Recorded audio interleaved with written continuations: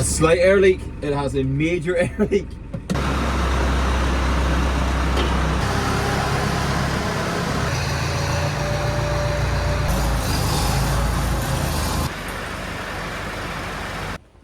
Good morning and welcome to another video. Right, today is the day to start putting the tractors into the shed, I hope. And you've heard the expression, if it's not red, then leave it in the shed. Well, today, if it's red, it's going in the shed. That's the plan. So that will probably be part of today's video. I don't know what else is going on. The sheep have started lambing, God help us. And so there's a bit of that, so my father probably occupied with that. I leave him to that.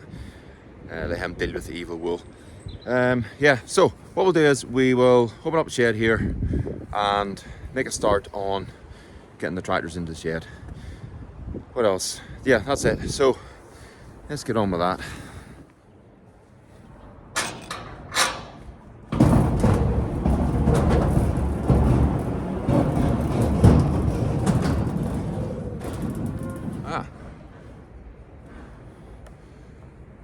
Some tractors and equipment have moved in already.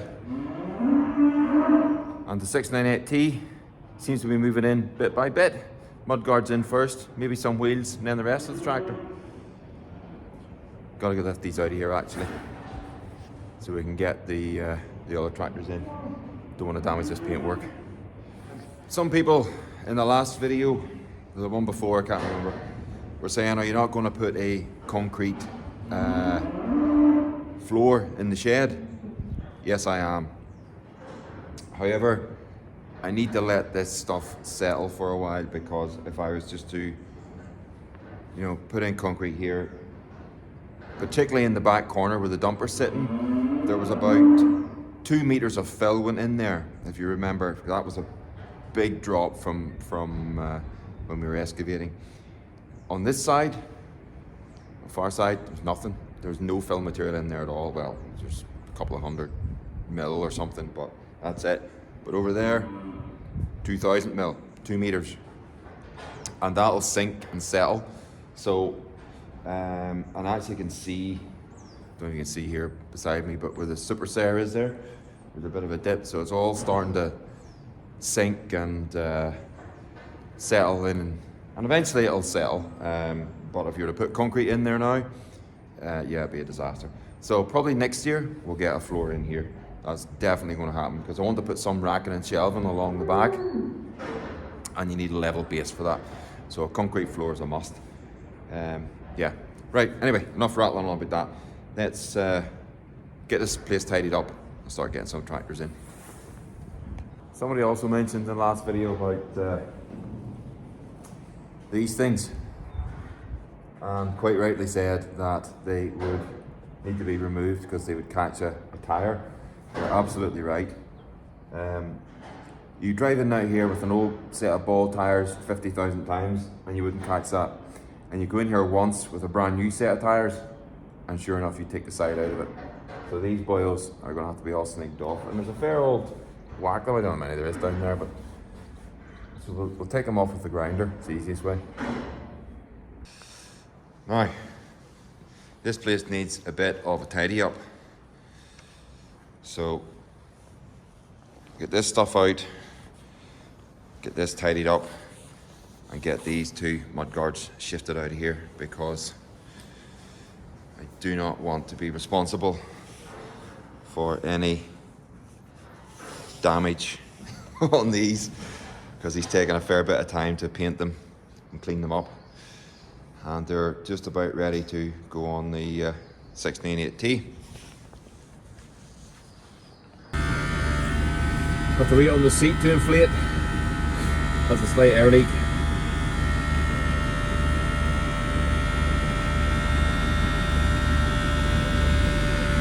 We're going up.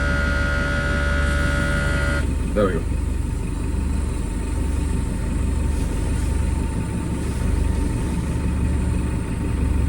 Huh. A slight air leak. It has a major air leak. It's going straight back down again. Oh no. Oh dear me. Alright, okay, fair enough. That's the end of that.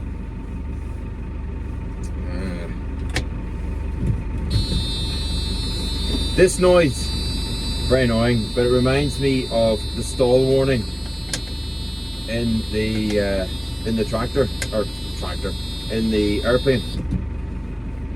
So in the airplane, if you're flying along and you hear this noise, you better do something pretty quick. In the tractor, it just means you're in gear but the handbrake's on. Not as critical. Anyway, stop ranting, get this tractor out of the way.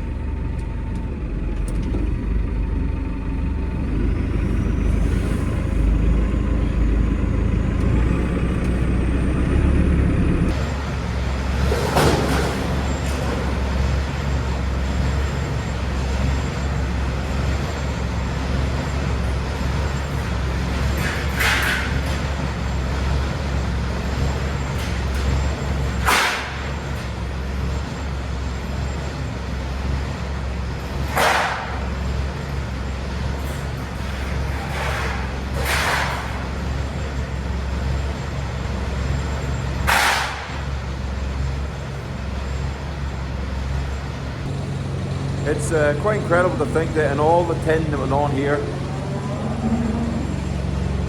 all this tin, that's all the waste that came out of it. That's some serious measurement there. I think there might be another sheet outside. That's it. That's efficiency. And that's the cuttings to the timber. Like, no waste at all. If I'd have been at this, it would have been cuttings of tin and timber and all sorts of things. Not with these guys. Very little waste, which of course saves money. Yeah, there you go. Right, what I'm trying to do is, I'm just trying to clear up in here, get this place a bit read up a little bit, and start getting the tractors in. There's some timber and stuff in the corner I need to clear out. That's about it. And then we'll remove these red things, or with mud guards. That'll be that.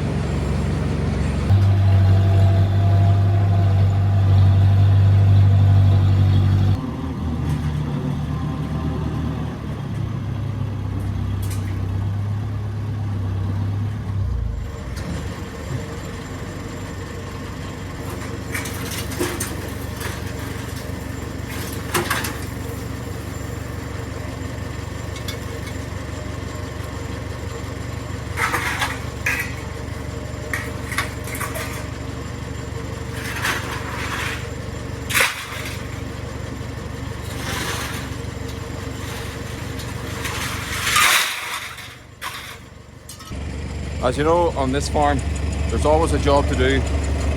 I'll rephrase that. There's always about 10 jobs to do before the job you want to get done. So that's what I'm at, doing the first 10 jobs so I can get the tractors into the shed. Right, there we go. 2 698T mudguards in, safe and sound, ready to go on.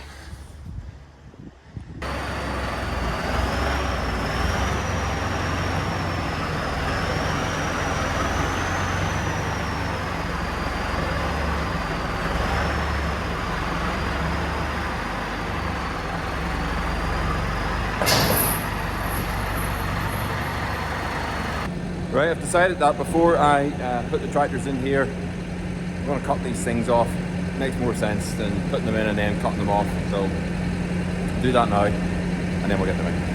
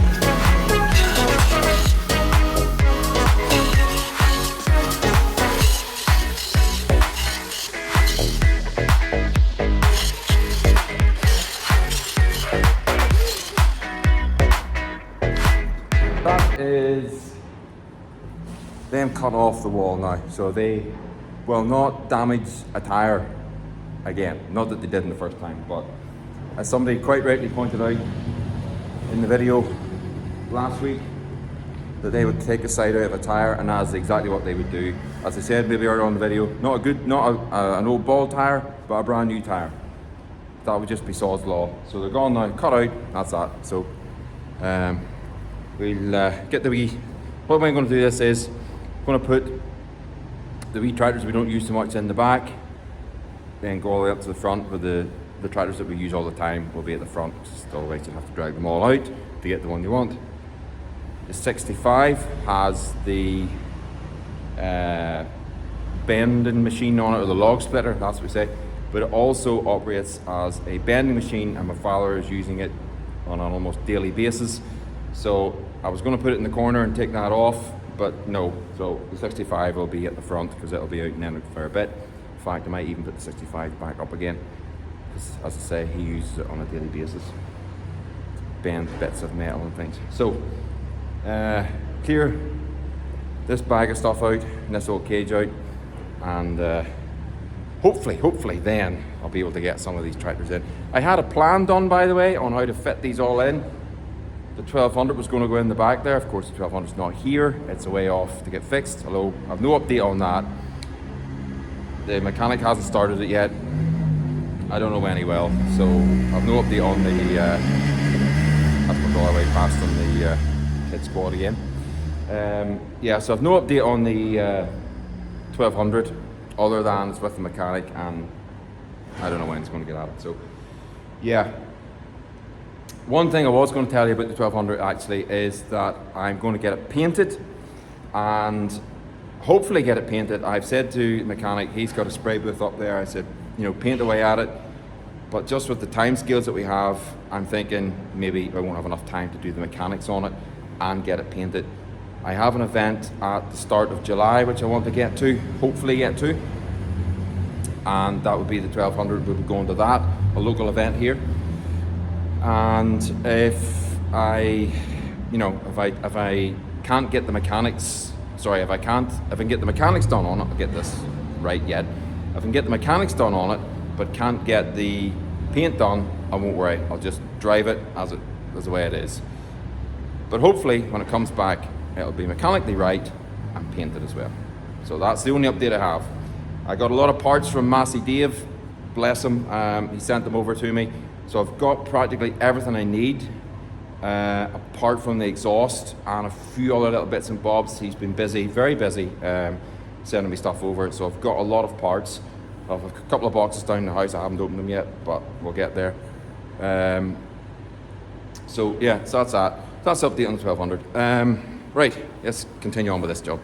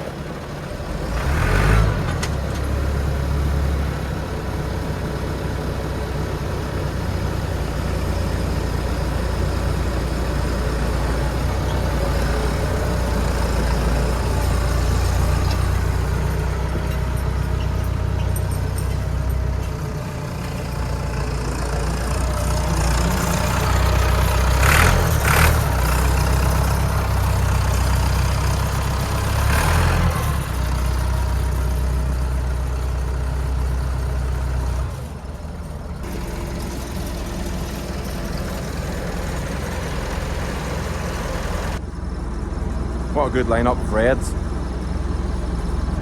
590, 6290, 390T, 3075, 6265 at the front there with the loader. More to come yet.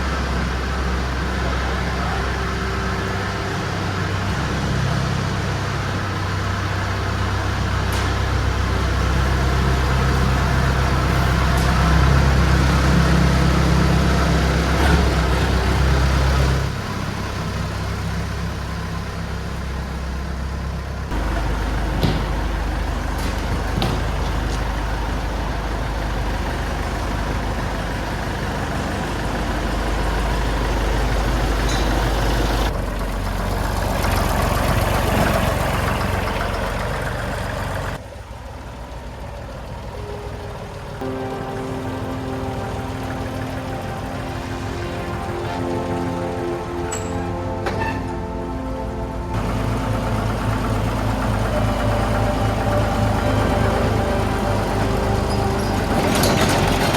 the back corner, facing that way.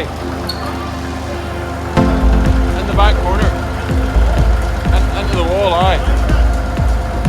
Aye, reverse in with the nose facing the cubicle house. Yeah.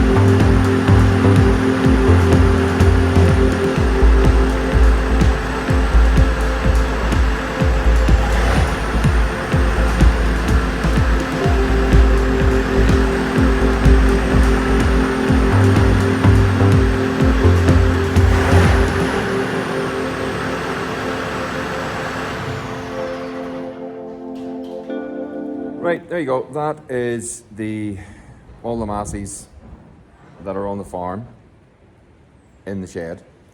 There's a few missing from this roll call.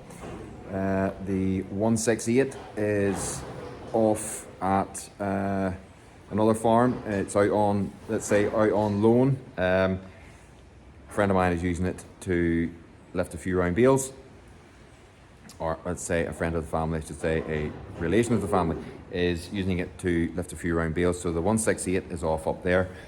The other two, the little 35 FE35's up in the container, and the other two tractors are down in the byre. And the last tractor that's missing from the shed is, of course, the mighty Nutfield. It's 460, I think. It's my brother-in-law's tractor.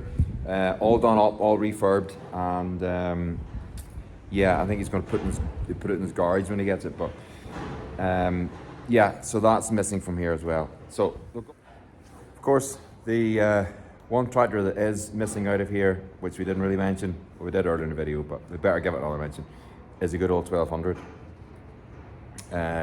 Now, when it does arrive or come back, God knows when that'll be.